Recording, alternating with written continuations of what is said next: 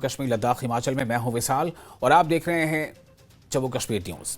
नायब तहसीलदार की परीक्षा में उर्दू जरूरी नहीं है। केंद्रीय प्रशासनिक अधिकरण ने उर्दू की अनिवार्यता वाला सर्कुलर रद्द कर दिया है। रिट पिटीशन पर सुनवाई के बाद CAT यानी केंद्रीय प्रशासनिक अधिकरण ने ये फैसला लिया है। कोई एक भाषा जानने वाले कर सकेंगे आवेदन। इनमें से डोगरी, उर्दू, हिंदी या अंग्रेजी में एक भाषा का जानना जरूरी होगा। तो इस वक्त की बड़ी खबर आपको दे रहे हैं। नायब तहसीलदार की परीक्षा में उर्दू जरूरी नहीं होगी। केंद्रीय प्रशासनिक अधिकरण ने उर्दू की अनिवार्यता वाला सर्कुलर रद्द कर दिया है। रिट पिटीशन पर सुनवाई के बाद CAT यानी सेंट्रल एडमिनिस्ट्रेटिव ट्रिब्यूनल केंद्रीय प्रशासनिक अधिकरण ने यह फैसला लिया है और इस फैसले के मुताबिक कोई एक भाषा जानने वाले कर सकेंगे आवेदन।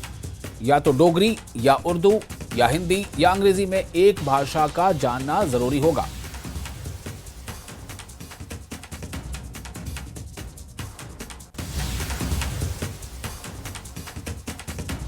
तो इस वक्त की एक बड़ी खबर दे रहे हैं आपको जम्मू कश्मीर के हवाले से। बड़ी खबर, इस खबर के से जुड़ी जो लगातार जो अपडेट्स आपको हम देते रहे थे, इस वक्त बड़ी खबर यही है कि जो नायब तहसीलदार की परीक्षा में उर्दू की अनिवार्यता जो है वो अब ख़त्म हो गई है। इस वक्त की बड़ी खबर इसको लेकर के काफ़ी वहाँ विरोध प्रदर्शन भी हुए थे। तो नायब तहसीलदार की परीक्षा में उर्दू ज़रूरी नहीं होगी। उर्दू ज़बान जानना ही सिर्फ एक विकल्प नहीं होगा, बल्कि इसमें कई और ज़बानों का विकल्प सामने रखा गया है। नायब तहसीलदार की परीक्षा में उर्दू ज़रूरी नहीं। केंद्रीय प्रशासनिक अधिकरण ने उर्दू की अनिवार्यता वाला सर्कुलर रद्द कर दिया है। रिट पिटीशन पर सुनवाई के बाद CAT यानी सेंट्रल एडमिनिस्ट्रेटिव ट्रिब्यूनल यानी केंद्रीय प्रशासनिक अधिकरण ने यह फैसला किया है। कोई एक भाषा जानने वाला कर सकेगा आंदोलन। इस पर अब जो आवेदन होगा वो किसी भी एक भाषा के जानने वाला अगर है तो वो आवेदन कर सकेगा। उन एक भाषा, इनमें से कोई एक भाषा होनी चाहिए, या तो डोगरी या उर्दू या हिंदी या अंग्रेजी। अगर इनमें से कोई एक भाषा भी कोई जानता है, उसका जानकार है, तो वो नायब तहसीलदार के पद के लिए अप्लाई कर सकता है।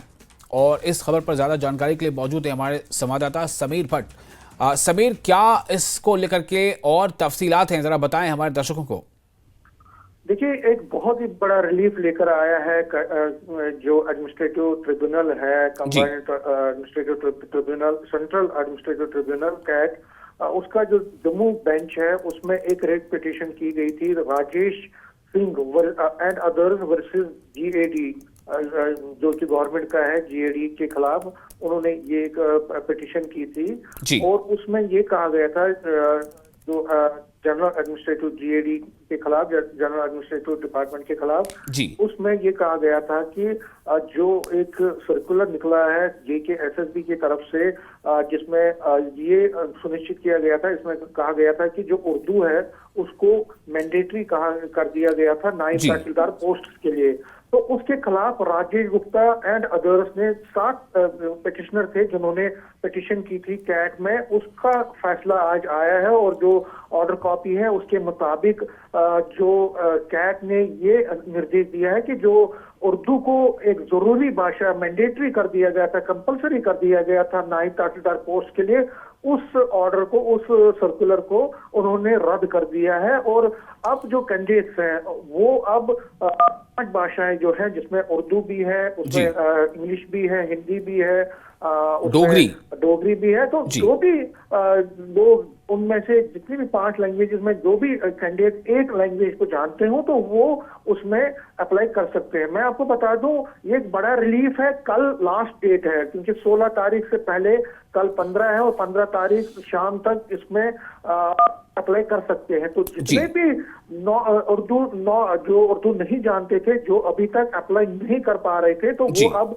अप्लाई कर पाएंगे, क्योंकि 16 सुबह 15 शाम तक ये क्लोज हो जाएगा। तो फिलहाल एक बड़ा रिलीफ। और आपको मैं बता दूं, कई दिनों से लगातार जम्मू, सांबा, कठुआ और जहां पे जम्मू डिवीजन के बाकी डिस्ट्रिक्ट्स में लगातार BJP और BJYM, जो उनका युवा मोर्चा है, उनकी तरफ से लगातार प्रोटेस्ट कर किए जा रहे थे। और आज भी आपको पता ही होगा कि सुबह जो सिविल सेक्रेटरी के सामने 28 के 28 एमएलए जो बीजेपी के थे, उन्होंने तकरीबन 3 घंटे का एक धरना दिया था और उसमें उन्होंने कहा था कि अगर इस पर कोई फैसला सरकार की तरफ से नहीं होता तो वो इस एजिटेशन को उसमें तेजी लाएंगे। कुछ दिन पहले भी बीजेपी के 14 एमएलए उमर अब्दुल्ला से मिले थे, जो कि चीफ मिनिस्टर है। उनको भी उन्होंने इस बारे में आग्रह किया था, उनसे रिक्वेस्ट की थी कि वो इस मामले में कोई ना कोई ऑर्डर निकाले या जेकेएसएसबी को ये कहे कि वो इसको ऑर्डर को रिवोक करे, लेकिन क्योंकि कोई पेशरफ उस तरफ नहीं हुई। लेकिन अब जो कैट है, जो कि जम्मू बेंच है उसका कैट का, तो उसने एक बड़ा ही एक उनके लिए जो स्टूडेंट्स या कैंडिडेट्स जो सड़कों पर थे उनके लिए एक बड़ा रिलीफ लेकर आई है। और ये ऑर्डर है जिसमें ये कहा गया है कि वो अब नायब तहसीलदार पोस्ट के लिए अप्लाई कर सकते हैं। जिस मैंने कहा 5 लैंग्वेजेस है, उनमें से एक लैंग्वेज भी जो जानता हो तो वो अप्लाई कर सकता है। तो कहीं ना कहीं एक बड़ा रिलीफ ये लेकर आया है इन कैंडिडेट्स के लिए। और जो नायब तहसीलदार पोस्ट के लिए अब उसमें उर्दू जो है उसको मैंडेटरी नहीं किया गया। जी विशाल जी, बहुत शुक्रिया आपका तमाम जानकारी के लिए समीर। तो इस वक्त एक बड़ी खबर ये है और इस खबर से जाहिर है कि बहुत सारे ऐसे आवेदक जो अपना फॉर्म इसलिए नहीं भर पा रहे थे कि उन्हें उर्दू की जानकारी नहीं थी, तो वो भी अब फॉर्म भर सकेंगे नायब तहसीलदार के लिए। हालांकि इसमें जो वैकेंसी है बहुत ज़्यादा नहीं है, लेकिन फिर भी ये अहम है और इसमें अब उनकी भी परीक्षा के लिए वो भी इसके लिए अहल होंगे जो उर्दू नहीं भी जानते हैं। इनमें से 5 ज़बानें रखी गई हैं जिनमें से किसी एक का जाना ज़रूरी होगा, वो चाहे उर्दू हो या डोगरी हो या हिंदी या अंग्रेज़ी।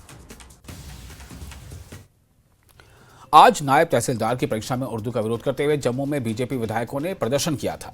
इस दौरान नेता प्रतिपक्ष सुनील शर्मा ने सीएम उमर अब्दुल्ला को चेतावनी देते हुए कहा कि फैसला वापस नहीं लिया गया तो बीजेपी उग्र आंदोलन करेगी।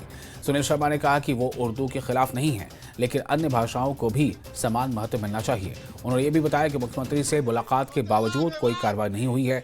आपको बता दें कि जम्मू में नायब तहसीलदार की परीक्षा उर्दू के वर्किंग टेस्ट के विरोध में बीजेपी के विधायक सिविल सेक्रेटेरिएट के बाहर धरने पर भी बैठे थे। नहीं चलेगी, तानाशाही नहीं चलेगी, नहीं चलेगी। श्रीनगर के नौहट्टा स्थित मजार में श्रद्धांजलि देने के दौरान हुए विवाद को लेकर जम्मू कश्मीर पुलिस का बयान सामने आया है। जम्मू कश्मीर पुलिस ने कहा है कि कब्रिस्तान में कोई पाबंदी नहीं थी।